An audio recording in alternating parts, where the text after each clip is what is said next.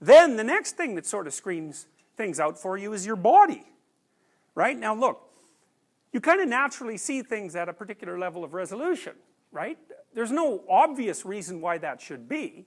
So, you know, you see the front of people, you can't see the back of them. You see their external covering, their skin and their clothes. You can't see inside them.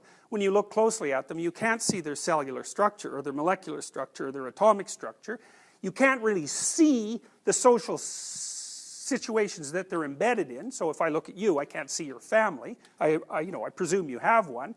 I can't really see the political situation that surrounds you either. I have to know that abstractly, and then the ecological level is almost completely imperceptible to me. And so part of the way that complexity is screened out is that your body just doesn't allow you to pick a lot of it up. You're just blind to it. So you see at one level of resolution, and that's the human level. You see things of approximately our size.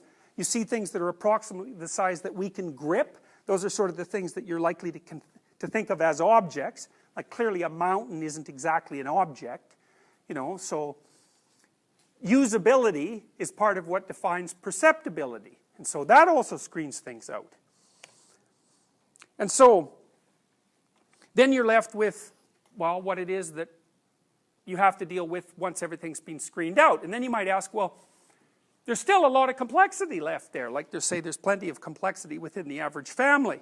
And there's plenty of complexity in the mating domain, you know, to find a partner and to establish a reasonable long-term relationship and to have children and to raise them. There's plenty of complexity left. And then the question is, how did biology come to solve those problems, given that they're almost infinite in complexity? How can you do it? And the answer to that is fundamentally a Darwinian answer. You start simple, so that's back in the days of the one-celled organisms. We have no idea how those things got their start, right? I mean, the actual beginning of life is a serious mystery. And I'll tell you, it's such a serious mystery, this is completely unbelievable, but one of the people who discovered DNA, I think it was Francis Crick, in fact I'm virtually certain it was, he actually believed that DNA came from an alien civilization. He wrote a whole book about that. It's called panspermia, and so he posited that it's possible for DNA to drift through space for millions of years and to land on planets and to start living, and that God only knows how old DNA is, because he just couldn't figure out at all how it could have possibly evolved. So scientists are a lot weirder than you think when you start to read, you know, about what the scientists who discovered things really thought. They're completely, you know, out of their mind.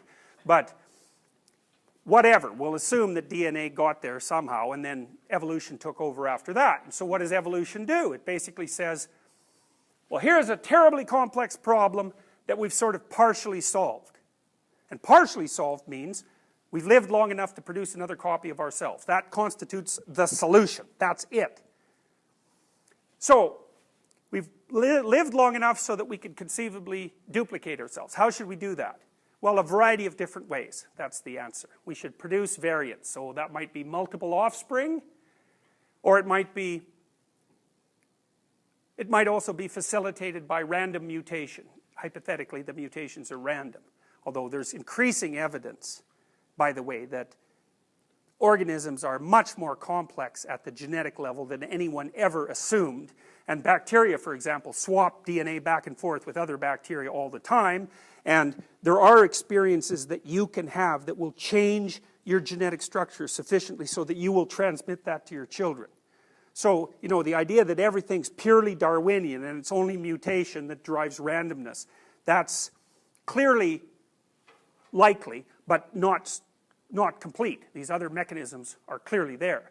But the issue is that what you do is you start with something that kind of works, and then you produce microvariants of it, and then the world around you changes a little bit, and hopefully one of those microvariants manages to do the same thing, and then it produces a bunch of microvariants, and then they manage to do the same thing. And so what's happening is there's an arms race between the environment, which is always changing, and the organisms that are trying to keep up with it, and that arms race just goes on forever, and, you know, different life forms proliferate as that occurs. It's sort of like life is always playing catch-up, and you never get it right.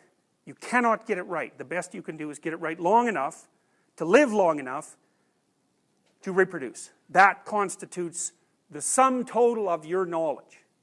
So what that means, at least in part, is that you guys are all the beneficiary, let's say, of a evolutionary process that's basically been going on since the beginning of life, and that's about 3.5 billion years ago. And so your body, your psychophysiology, has been in an arms race with the transforming environment for 3.5 billion years trying to keep up, and poof, you're the stellar consequence of 3.5 billion years of like effort and death. So, you know, you might thank the cosmos about that. You think about this, eh? Every single one of your female ancestors successfully reproduced. Like, it's mind-boggling. It's mind-boggling. You're so unlikely that you would be here that it's almost incalculable. So, good for us. Here we are, you know. How successful can you get? So, my point is that part of the way that complexity is dealt with is haphazard. It isn't ever really dealt with. That's why you die.